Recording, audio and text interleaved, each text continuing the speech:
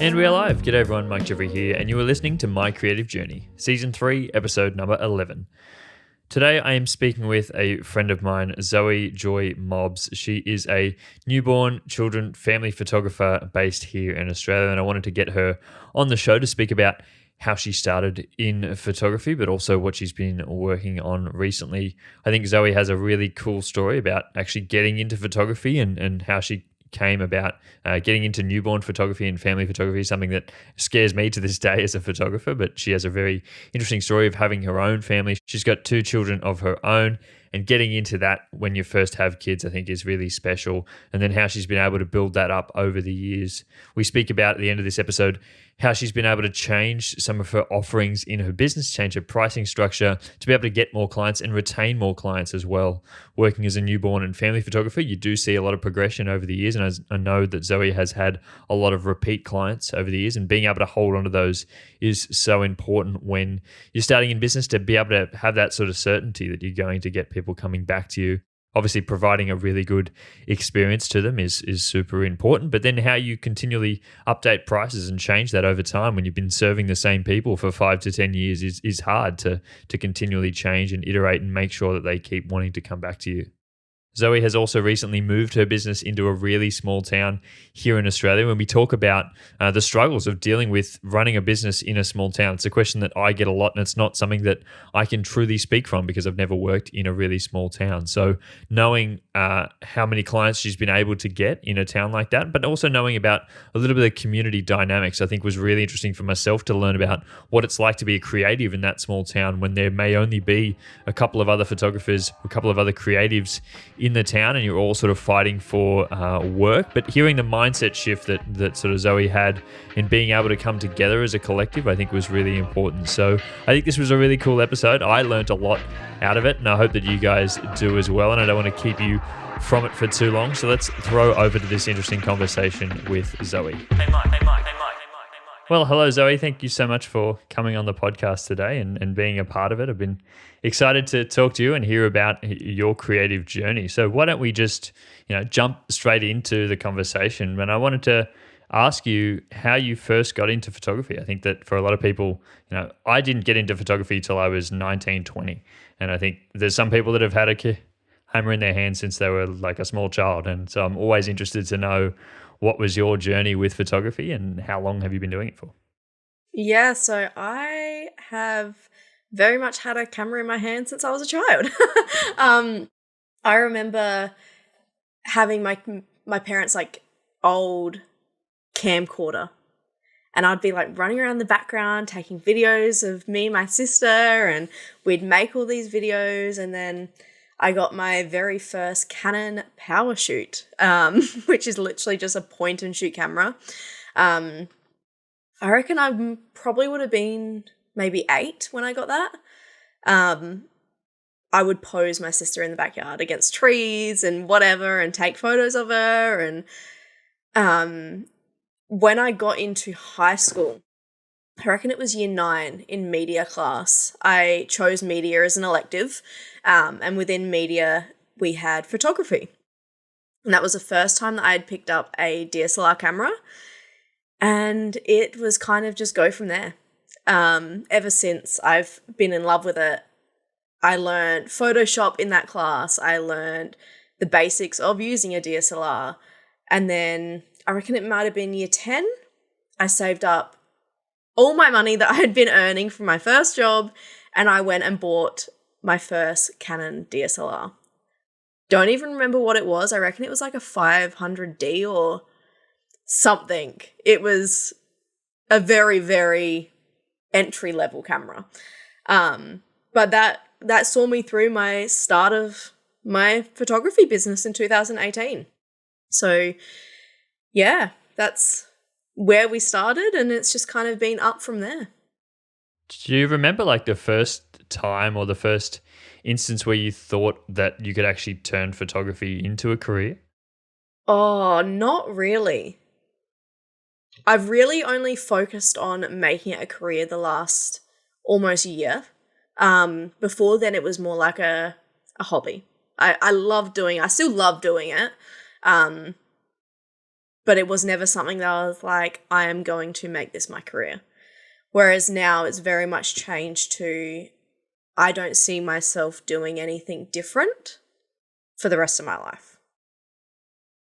And so if we go back to like the end of high school, what was your sort of thought process there? What was the aim for you if you didn't think that photography was going to be a career? Oh, I had nothing. I had nothing planned after high school. High school was just kind of done, and then it was like, okay, well, I have bills to pay. So started just working your normal conventional job and did that, like had different jobs on and off until I had my daughter, and I had her in 2018. And that's when I took her newborn photos. I first posed her on a beanbag, and I was like, oh my God, I can actually kind of do this. Like, I enjoy doing this. And then it started me from there doing my friends who had just had babies and doing all their photos for their baby, and doing, I reckon it must have been around Easter in 2018 or 2019 that I really started actually earning money from it. So yeah, pretty much full circle 6 years ago. It really sounds like it was something that you enjoyed a lot before you started ever deciding to turn it into a business or ever wanting to put like money involved in your photography. Like you've been doing it forever since you were like a child, like taking photos of your sister as well. Was that what allowed you to fall in love with photography, being able to capture those like moments, especially talking about having your own child as well and then taking photos of them? Like that sounds like that was something really special to you. Yeah, I've always enjoyed taking photos. Like I've always had a camera. And I've always enjoyed taking photos. It was just, I never knew what kind of photos I wanted to take. It was just, I just took photos of whatever until, I had my daughter, and it was like, no, I actually really enjoy taking photos of babies. And then from there it went to then maternity and families, and obviously I've been now branching out into wedding photography, which is how we met. And that's just kind of now I'm branching out into different things, but newborns and maternity are definitely my comfort bubble.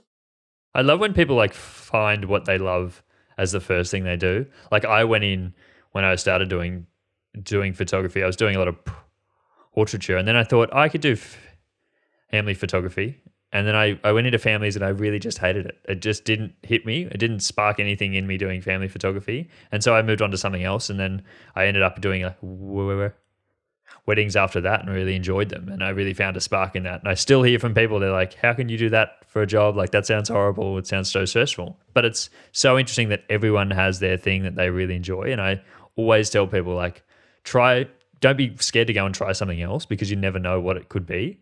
But I just love that your story is like, I tried something and I just enjoyed it from the start. Yeah, well, I think I've always been a bit of a mother hen, as they say. Always love kids, always love babies. And so it was kind of like a no-brainer. Like I've always loved kids and babies. So jumping into that kind of photography was just, a no-brainer for me. It just kind of went very seamlessly.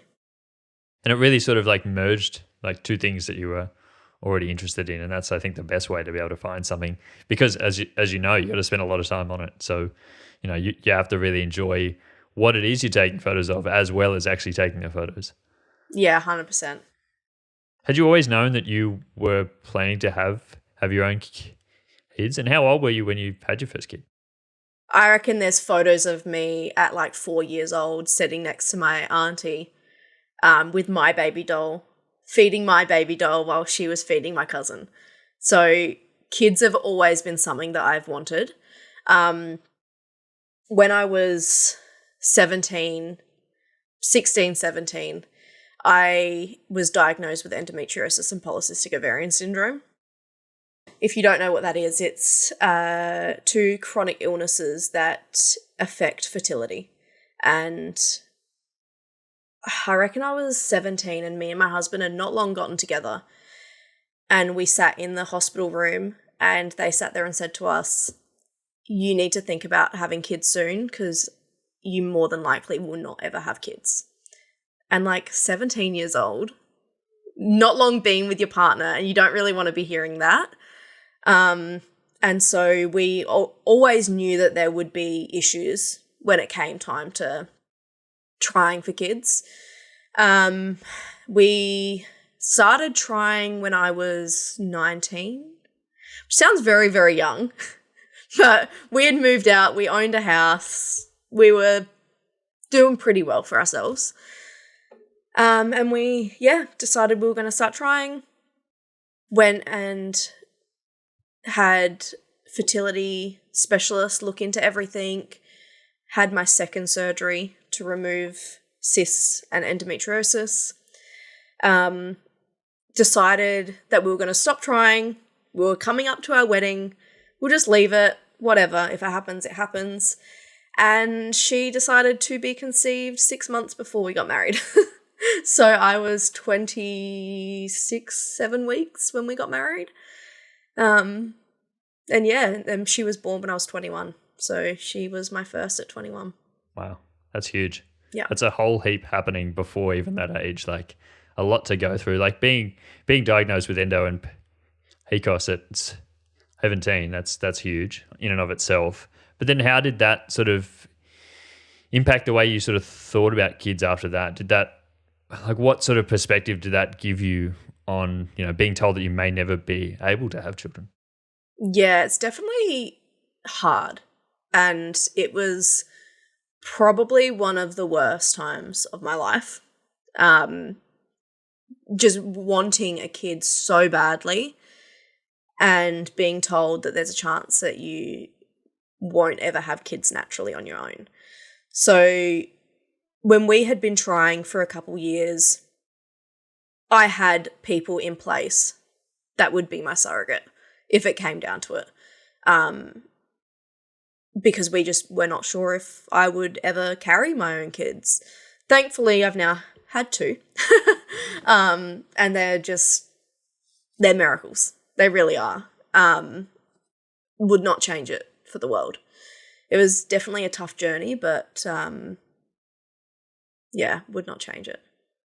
I'm sure that just means so much to you now, having your own kids after going through that and feeling like you're in that position where you might not be able to have them, especially as someone who always knew they were after children, to be told that and then come out the other side. I think that also speaks to what we were saying about you dedicating a lot of time to photography as well and being able to capture that a moment.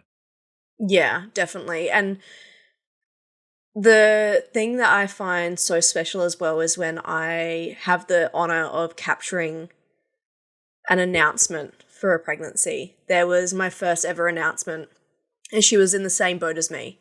She had fertility issues. They'd been trying, and I had known her online prior to actually photographing her.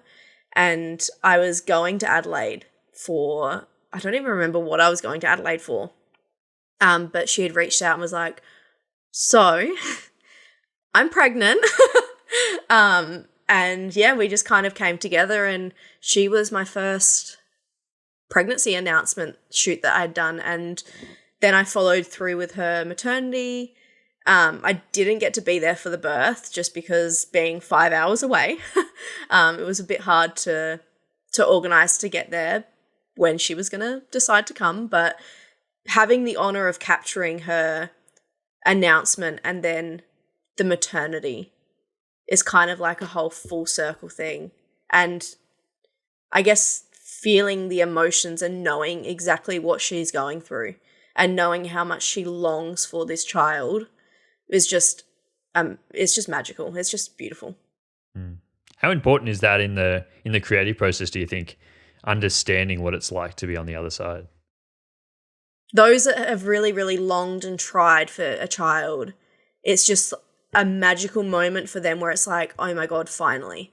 But it's also a moment of, holy shit, am I going to be able to keep this child? Because it happens, and we've been through it ourselves where it just hasn't stuck and we've lost a child. So yes, it's understanding that there's not only joy, but there's also a bit of fear in there too. And not all couples are going to experience that, but there's definitely some out there that will experience it. And I would dare say, I mean, I'm not someone that has my own children, but I would dare say on the other side of that, there's a lot of like emotion that comes into, when you do fall pregnant, and if you aren't able to carry the pregnancy through, there's a lot happening on your end. And so you're not probably up with understanding that this is going to be an important moment for you to look back on in 5-10 years time. So having someone like yourself who's been through it and understands how important that is to then come in and say, I know what images I need to get because I know what's going to be important to you in 5 years time, in 10 years time, because I've been there myself. Yeah, 100%.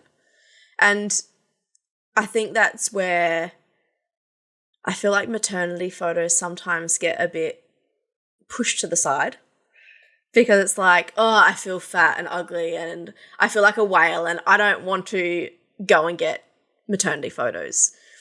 But it's bringing the importance to light of how important it is to document that journey.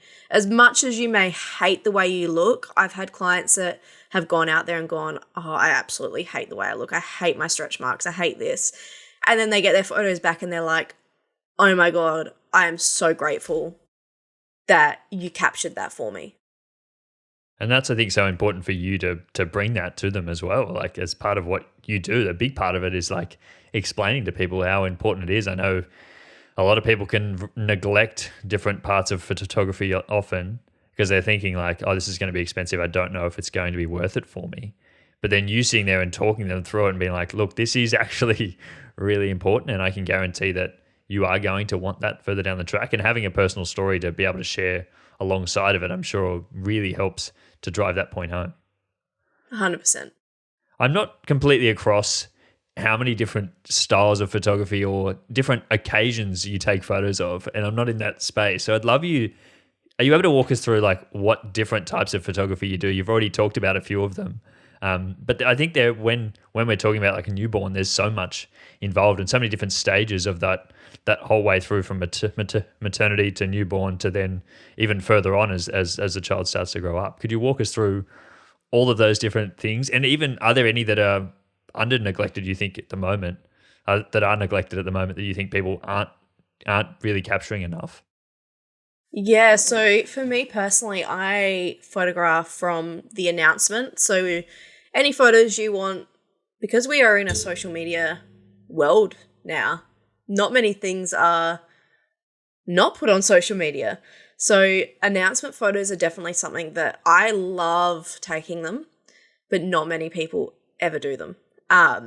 Because you're in that first trimester, you've got morning sickness, you feel shit. Like, the last thing you want to do is go and get announcement photos done. But they are definitely something that I will be doing when and if we do have a third. I will definitely be getting them done. But yeah, we do announcements. I do maternity, newborn, and newborn can be a more pose style newborn or a more lifestyle newborn, either in my home studio or in your home. So there's quite a few different things and styles that people like in terms of newborn photography. And then from there, we've got our cake smash, which has been a hit recently. A lot of people have come back to doing cake smash. It was a big thing quite a few years ago, and it kind of like died off. But I feel like a lot of people are coming back and wanting that 1 year milestone captured of just your child. They've grown up, and this is the last like big stage. It was always like 1 month, 2 months, all the way to 12 months. And now you've hit the 12-month mark and you're not going to have that big milestone till 2 years old. So that 1 year old little bubble of capturing cake smashes is really, really lovely. I love cake smashes. And then, yeah, I do families as well, weddings, engagements, kind of all over the shop. I kind of do a bit of everything.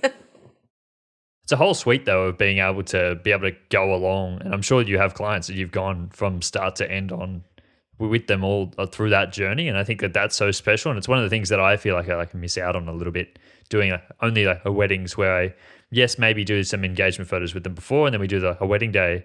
Afterwards, they've like moved on with their like lives as well, and they have kids or whatever the case may be. They move on to a new photographer because I'm not that guy for them, and so I feel like I miss that. Whereas for you, I'm sure that you have people that have gone through that whole stage with you, and how beautiful that is to actually grow with them. Yeah, it's always so lovely to see clients come back and capturing all the different stages of their life, because as much as life gets busy, there's so many different chapters that are just so beautiful to capture. And it's so important to capture them because you're only going to live it once, and our memory can be shocking. And you really forget those little moments of the little faces your kids used to pull, or how little their little feet were and their little hands were. And yeah, it's things that you just very easily forget. It's like, you could definitely get your parents on and speak to them and be like, ask them all these questions about what they wish they had, and sort of use that as your advertising, like put that all over your website or things like that, because people don't realize yet until they're at that stage what they are actually after. And that's what I tell people, like, have a look at your parents, like, what are their photos look like? What do older people in your life, what are the images that they bring up all the time? If you don't get them, I know it may not be priority number one for you right now, but it's, I think, our job to convince people that these are going to be very special. And for us, I know that we love capturing moments. Other people don't understand that as much. And so being able to go through that with them and being able to share in that, I think, is so special. I think another thing that you do really well is you share a lot about your own story, and we talked a little bit about it before. How does that help you in terms of being able to attract new clients or being able to build stronger connections with your clients that you have? I think it's just the understanding, coming from a place where you've already been through it, and understanding how they're feeling is a big thing. Because I know that we both have anxiety, and having clients that also have anxiety around getting in front of the camera. And it is a very, very anxious and scary thing to be completely vulnerable in front of someone online or you've barely even spoken to. So being that vulnerable is such a nerve-wracking thing.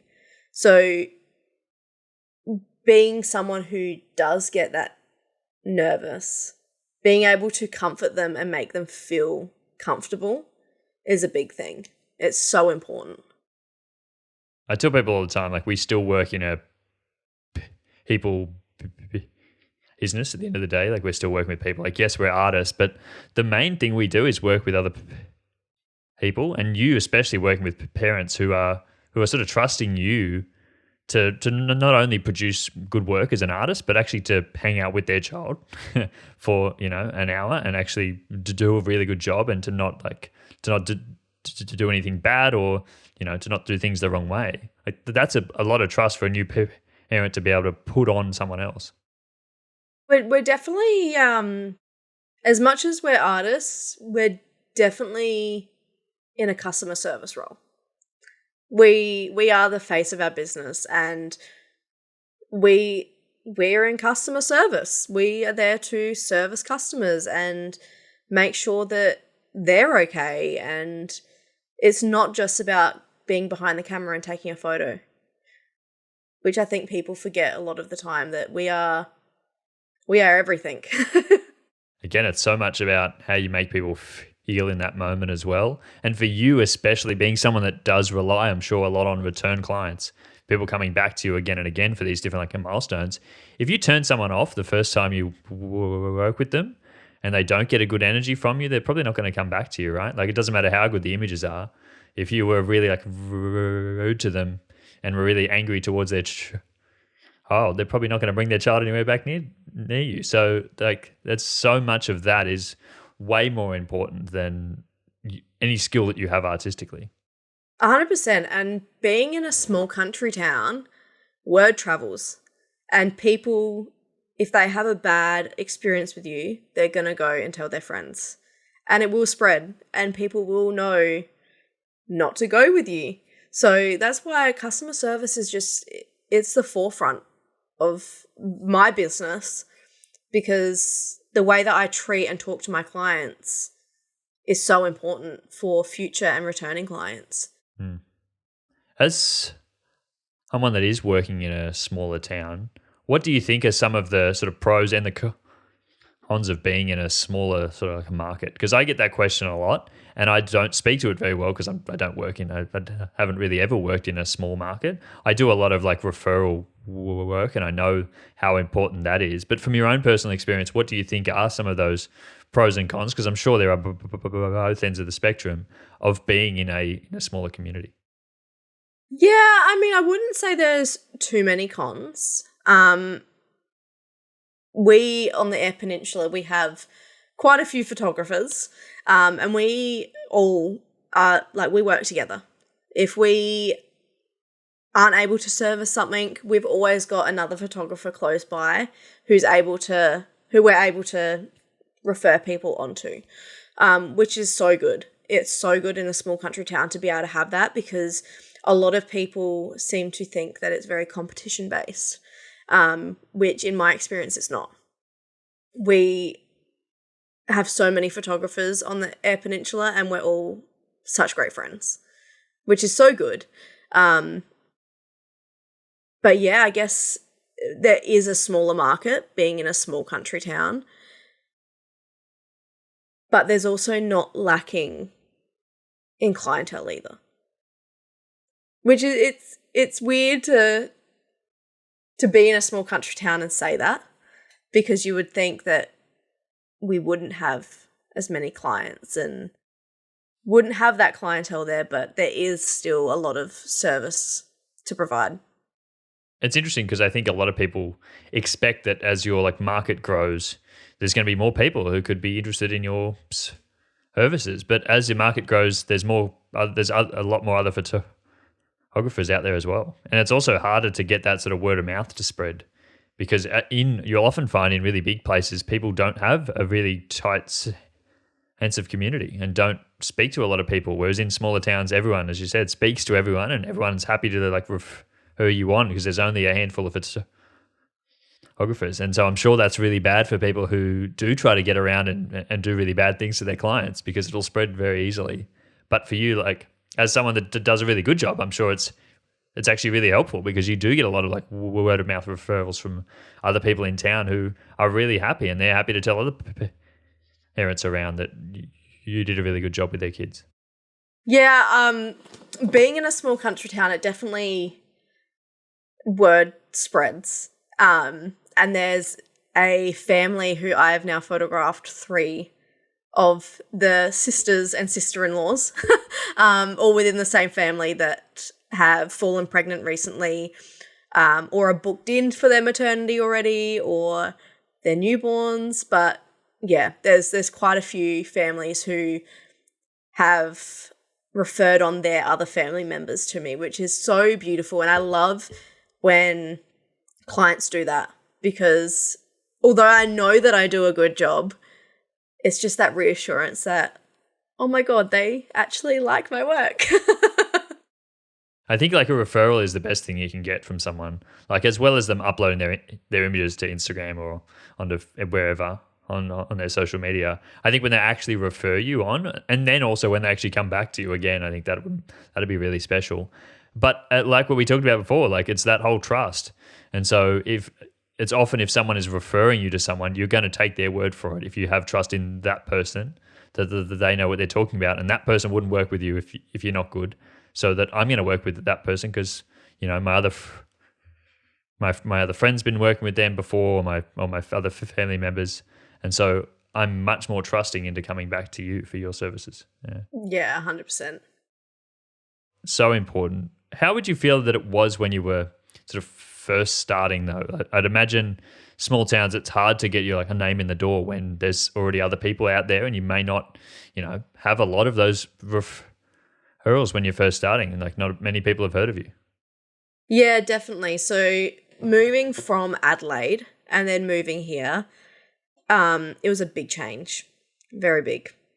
And for me, I was just pumping my name in local Facebook groups and chucking out deals and stuff. Like I reckon my first couple months I was pretty cheap. My shoots were pretty cheap. And that was purely just to get my name out there and get my foot in the door and get those clientele to keep coming back. And then obviously as my Instagram grew and my name got out there a bit more, it hasn't been as hard because people find me on Instagram and they find me through friends, and now on Google. I've actually set up my Google my Google profile now. So a lot of my bookings and stuff are coming from there, and a lot of the time people are just going straight to booking instead of messaging me or emailing me to discuss things. They will just straight away go and book, which I guess is reassuring because they like my work and my name's getting out there. They know that I'm a trusted photographer who can provide those services for them, and they're willing to just dive headfirst and jump in, which is amazing. Yeah, that's really nice when people just come through and they don't even ask anything and are happy to book in with your work. Is there anything that you do specifically, like pricing wise, or how you structure your different services or your sessions to try to get people in the door when you're first starting? Like we know that once you get people in the door and they have a good experience, they'll probably continue to come back to you. But the hardest part is acquiring those people when you're first starting. Is there anything that you've tried that's actually worked for you? Anything that you've tried that hasn't worked over the years? I'm just always interested. Yeah, I've tried a few different pricing methods. So when I first moved here, I reckon I was doing shoots for like $150, which is dirt cheap. And that was purely to get my name out there. And then I implemented I guess it's like a package style invoicing type thing, where they would pay for their session fee and then they would pay for their image packages as an add-on. And I had prints and stuff included in that, and it was pretty quickly I realized that prints are definitely something of the past. I do offer them. I still have options to be able to purchase prints and albums and stuff, but they're not included in any of my packages anymore because it's just not something that people seem to be very interested in nowadays. I personally still love hard, tangible photos, but I guess we're in that era where everything is just social media and people just want the digitals, which is fine. But that definitely was a factor that changed how I structured my packages. So yeah, from there I got rid of prints out of my packages and just kept my basic image packages. It was in that New Year period where I really sat down and was like, what do I want from my business? How can I make it easier to understand, less crowded, and just straight to the point? And that's when I decided to completely scrap image packages and just go straight for the one single package, and that would include all of the photos from their session. So yeah, that's where I am currently at, and it works really, really well. I've probably had the most clientele since changing to that kind of packaging because it's simple, straight to the point. They know exactly how much it's going to cost. They don't have to worry about shit. So I've paid this, now I've got to add on my images and all of that kind of stuff. It's just one single price. And I think that's really, really helped.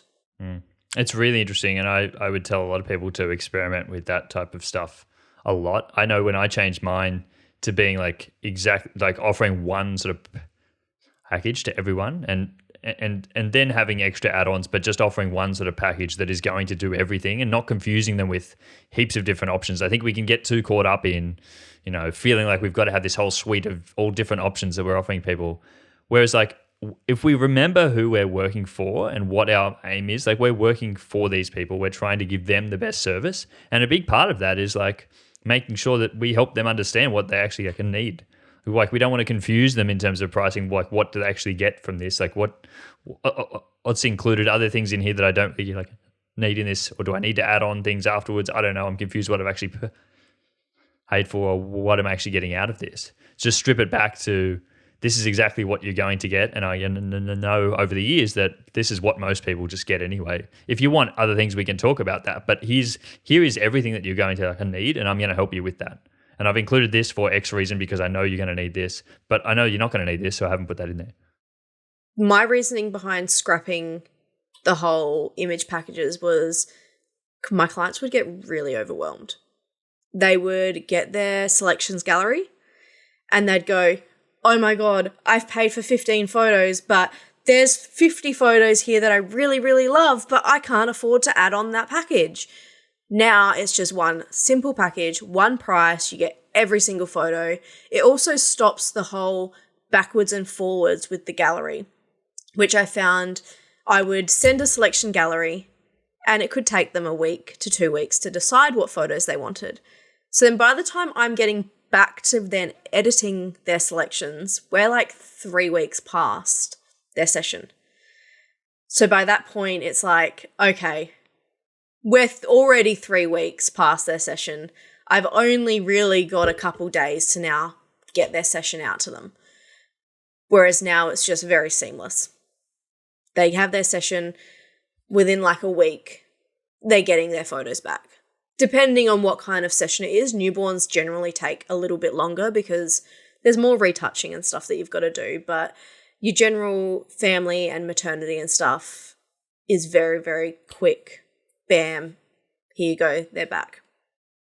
And it's again, how much work do you want to do after the fact? And again, the extra work that you're having to do, you should probably be increasing your prices to sort of account for that extra work that you're going to have to do going back and forth with them after the fact. If you're really just trying to help them, here, hand them all the images and they can, that's your job up front to select the best ones and you're just going to give them everything. And I'm glad to hear that that's actually helping for you and people are more inclined to go with that. And you have to be comfortable to try those things. And I'm glad that you've found that way works for you. Yeah, I think it's just less confusing and less overwhelming. Because yeah, I reckon if I had gotten the structure that I was offering with my family photographer, I would have gotten so overwhelmed. And probably, because I know that I just paid for all my photos up front. I was like, yep, here's my money. Just give me every photo. I don't want to have to choose. And that's where a lot of people are going nowadays. You just don't have time in the day to sit there and choose photos, which is where just giving them all their photos really helps. You also don't have time to sit there and understand what all that sort of like jargon is talking about. Like people don't know what the differences are between like edited photos and unedited photos, or what they're going to get in terms of what's actually like a high quality image and what isn't. Like explaining that stuff is so important. Again, going back to who your clients are, us as photographers can get sort of caught up on what we're offering to clients, and we think that we have to be super specific and do all these things and make sure all this information. But a lot of the time that stuff goes over the heads of clients, and so stripping it back and explaining exactly what's in there, this is exactly what you're going to get, and these are the reasons why, I think is really important. Yeah, 100%, definitely. You spoke about pricing earlier and underpricing your work for a long period of time, but you also said you moved out of Adelaide, which was sort of a bigger like a market. For anyone who doesn't know where Adelaide is, it's probably like a larger place than where you are now, but absolutely. How does that sort of dictate what you can charge in those types of markets, and how did you think about pricing when you did move into a smaller market? Yeah, definitely. I feel like it has been a very big roller coaster in terms of learning what I guess is a appropriate price for this area, because living in a small country town, there's quite a few of us photographers in the small country town. And people tend to be a lot more frugal and they want to get the best price. And so when it comes to charging, I definitely could not charge what someone, say, in Melbourne charges. It just would not be feasible. Nobody is going to want to pay 2-3 grand for newborn photos.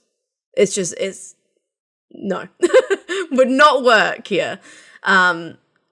So it's definitely been a roller coaster in finding that kind of middle ground where I'm not super, super, super cheap, but I'm not super expensive either, which has definitely been, it's been a roller coaster, that's for sure. I get questions about pricing all the time and how should you price your work and what should you price it at? Again, this is very different for no matter where you are in the world. Like you said before, you were only charging 150 when you first started. Now, depending on where you are in the world, that could be a high price, that could be really undercharging, depends on what the price is. And so I always tell people, do a bit of research. I think it's so important. I know when I first started, I was inquiring to other photographers in my area. You know, you just have like an extra email address and just inquire to photographers just to see what their prices are and see where you are in the like a market, because you don't want to be significantly underpricing the market or significantly overpricing other photographers in your area, because then you do stand out as like, oh, if they're underpricing, what's up with them?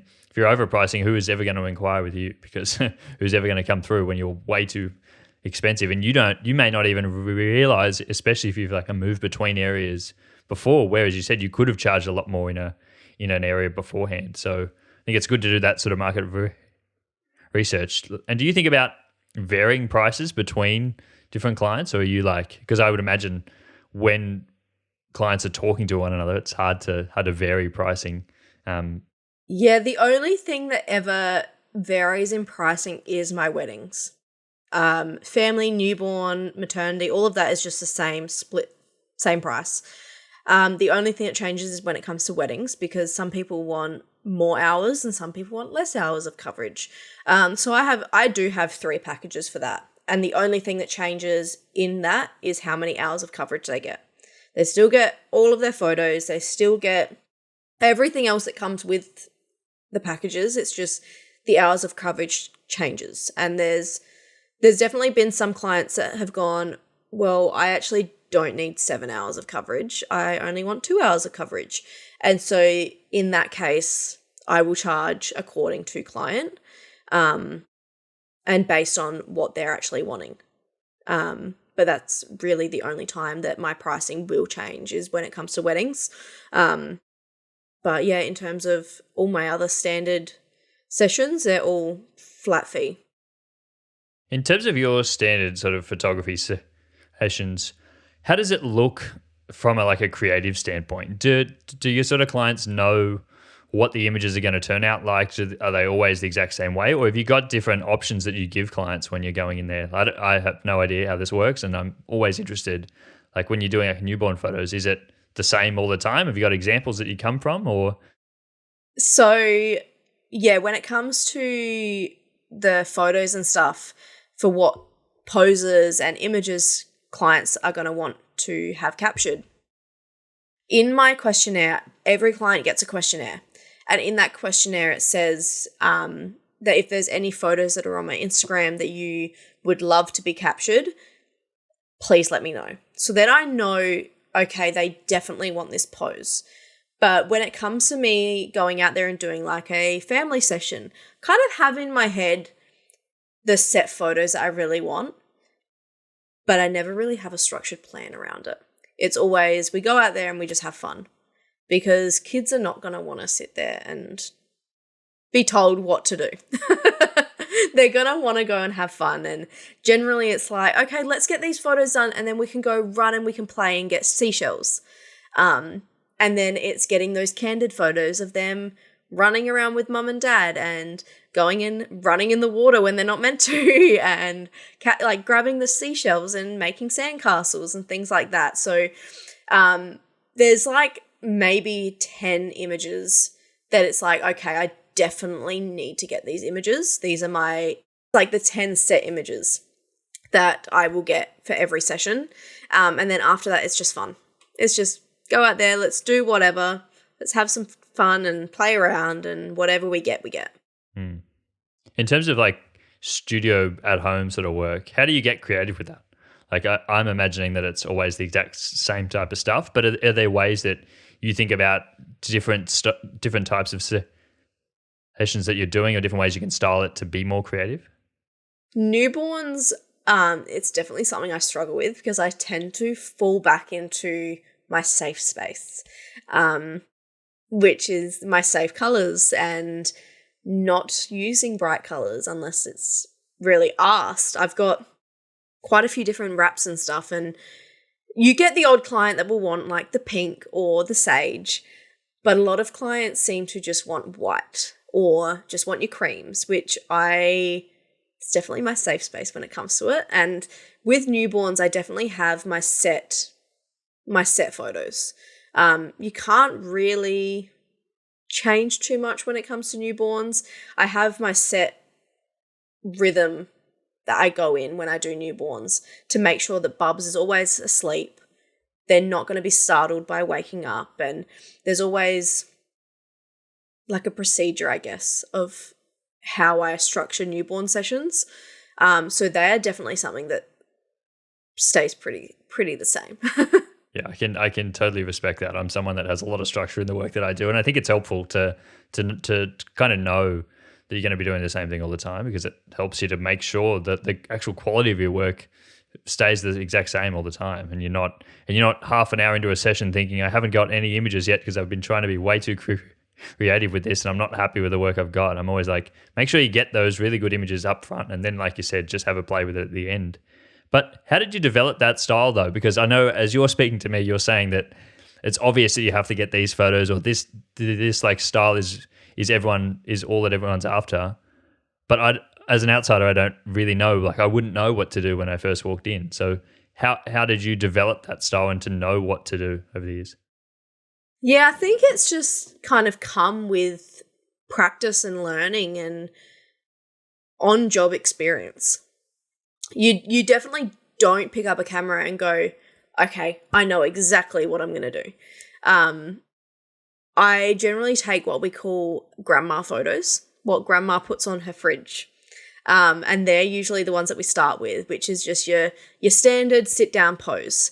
I'm not really someone that does too overly posed photos. It's very much kind of just go with the flow. Like I'll basically pose you, but if you in the moment want to go in for a kiss, or you want to caress her cheek or play with her hair or whatever, do it. Because they're the moments where you capture the feeling of that moment. It's not too overly posed, and they're not like, where do I put my hands? It's, you can do whatever with it kind of thing. So definitely doesn't just come straight up. It's definitely something you got to work on. And I definitely reckon when I first started, I had no structure when it came to my photos. I was like, oh yes, I like the look of this, let's do this. Or I like this, let's do this. Whereas now I go in, get my basic photos, I know what I need to get, and then afterwards I know that at least I have my set basic photos, and the rest is just playtime pretty much. Is there anyone who you draw inspiration from, or other art forms, or other things that you draw inspiration from when you go into taking those images? There's definitely been some people over the years. One photographer that I have followed from the very, very, very beginning, and before doing online courses and things were a thing, she had a Facebook group, and she's Winnie and Minnie Photography. She's a Gold Coast photographer, and I have learned a lot from her. She is who taught me about the safety around posing newborns and all of that kind of stuff. And back then, it was literally a free Facebook group that she shared everything in. And she's someone that I've continuously followed throughout the years. And she's definitely someone I take a lot of inspiration from when it comes to pretty much all of my sessions. She's someone who I've looked up to a lot. And how important is that, I think, to have like someone who actually shows you how to do it? Like I'd be so scared to walk in there with like a newborn and to like not know what to do. Like obviously you're like a mum who understands how to be around kids. I don't have kids, so walking into a space like that and taking those photos, for me, I'd be so nervous that I would do the wrong thing if I had never seen it done before. Yeah, definitely. And it is so important. And there's so many resources on YouTube nowadays and, all sorts out there that you can learn the safety around posing newborns and what to do and what not to do and things like that, which is so great. And the resources that are out on YouTube nowadays is just amazing. It's so useful. It's definitely probably the best tool that you can have in your toolbox. Like to have actual like videos of people working is, I think, something that we haven't had before over the years. And I'm so grateful to have been a creative person through this time where I can get experience online and be able to see how it's actually done from other people and not feel like I'm missing out by not being in the right place or the right part of the world or not have access to people who are educating in the community. I can still feel like I'm like learning just as much online. Yeah, definitely. Kelly Brown is another newborn photographer who's been in the scene for ages, and she has so many online YouTube videos and stuff that you can learn how to pose, and you can learn the safety around posing and how to do the froggy pose and all of that safely without harming the baby and without putting baby in harm's way, which is literally how I learned. I learned so much through YouTube, just hours and hours of sifting through videos and learning and using baby dolls in place of a baby. And that's really where you learn how to do things, I feel like.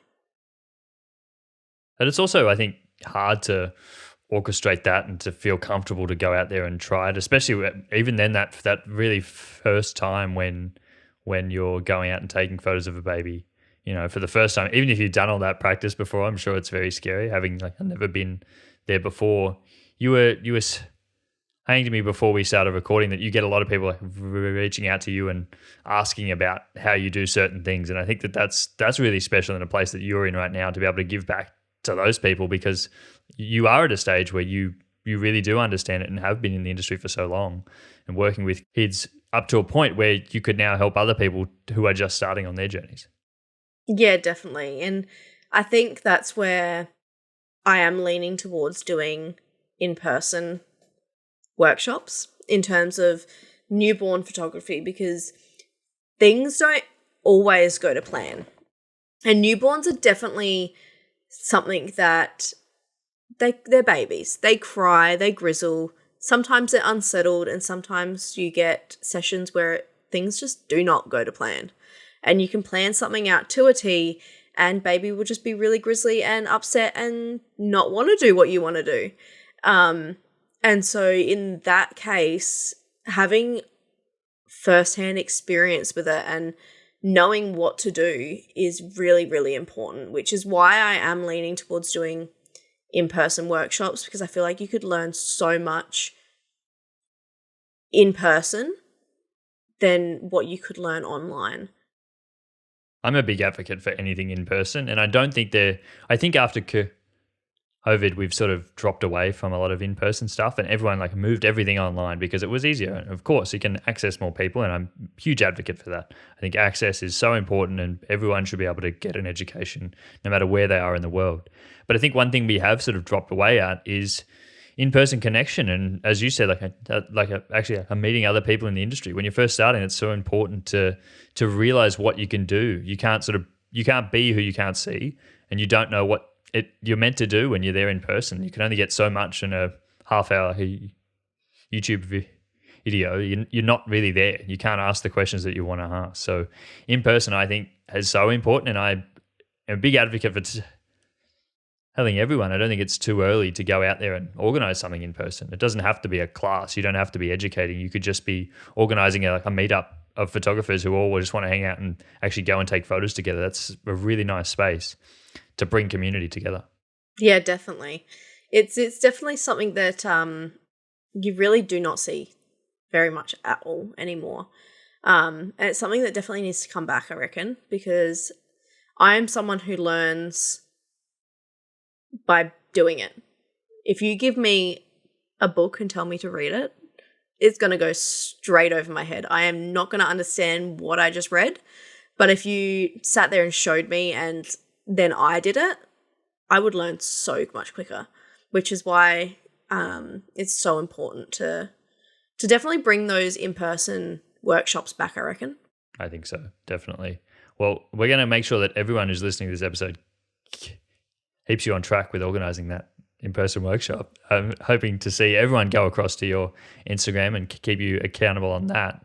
Well, where can people find your stuff and keep up to date with everything that you're doing, and hopefully hear about this in-person workshop or any online education that you may do, or ask you any questions about it, because you know much more about this type of stuff than I do? Yeah, so on Instagram, I'm at zoejoy.photography. My website is www.zoejoyphotography.com.au. Google me. I'm on Facebook. So yeah, all the same So yeah. I'll make sure we put all the links to your stuff down below. Is there any advice that you would like to give to anyone out there, or what advice would you give to yourself when you're first starting? I think that's always a really important one, and I know there'll be a lot of people out there who are probably in the position that you were, just first starting, or first thinking about like moving their business into a new place, or first thinking about offering a new service. What advice would you give to that person? The advice that I would give is that no art is the same, and photography is an art. Not one shoe is going to fit everyone, and not everyone's going to like your photos. But believe in yourself, because Picasso didn't say that his art was shit because somebody told him it didn't look good. Believe in your art because somebody is going to love it, and that's what you're here to do. You're not here to please everyone. Beautiful. I think oftentimes if you try to please everyone, you end up not pleasing anyone at all. So you have to go hard into what it is that you enjoy, and it's not going to be for everyone, and that's okay. Art is 100%, it's just 100% subjective, and everyone's not going to enjoy everything. But I think you've done a great job in keeping on in trying to do the work that you really enjoy, and just because it's not for everyone doesn't mean that it's not great. I think your work you're doing is amazing. So thank you so much for coming on and sharing your story today, Zoe. I really appreciate it, and I hope a lot of people got so much out of this episode. I think it was so important to hear where you've come from to where you are today. Thank you. It was such a pleasure to be on. I'm so grateful that you asked me to jump on here. No worries at all. Well, that is the end of today's episode. I really hope you enjoyed listening to this conversation half as much as I enjoyed having it.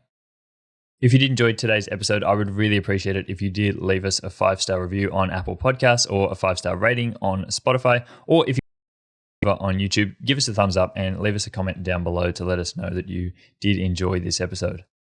Also, feel free to share this episode on Instagram and tag me at Mike Jeffrey Photography so I can reshare them on my stories.